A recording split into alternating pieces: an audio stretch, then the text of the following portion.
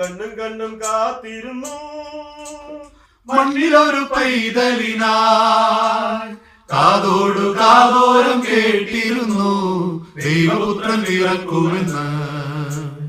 കണ്ണും കണ്ണും കണ്ണും കണ്ണും കാത്തിരുന്നു.